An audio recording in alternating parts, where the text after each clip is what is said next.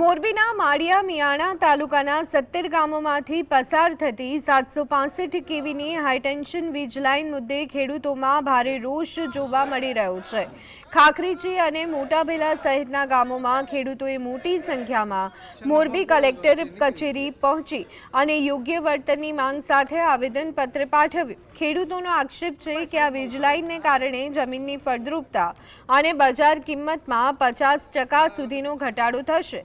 ખેડૂતોએ માંગ કરી છે કે કેન્દ્ર સરકારની માર્ગદર્શિકા મુજબ અન્ય રાજ્યોની જેમ યોગ્ય વળતર અને વીજ પોલનું માસિક ભાડું ચૂકવવામાં આવે।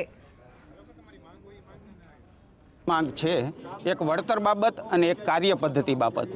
અત્યારે જે લાઈનો નખાય છે એમાં અમને વળતર પૂરતું આપેલ છે। મંત્રી શ્રી કાંતિભાઈ અમૃતિયાના પ્રયત્ન અને સ્થાનિક ભાજપ આગેવાનો સાથે અમે લગભગ 17 વખત ગાંધીનગર ગયેલા અને સફળ રજૂઆતથી આપણા જિલ્લા પૂરતું વળતર ઊંચું કરી દીધેલું છે, પણ એમાં પણ જેમ વર્ષ જાય એમ 10% ઉમેરો કરવામાં આવે એવી અમારી માગણી છે।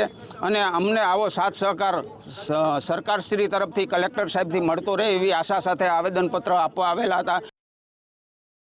આપવામાં આવતી નથી અને ખેડૂતોને ફોન કરીને બોલાવે છે કે ભાઈ તમે ખેતર આવી જાઓ।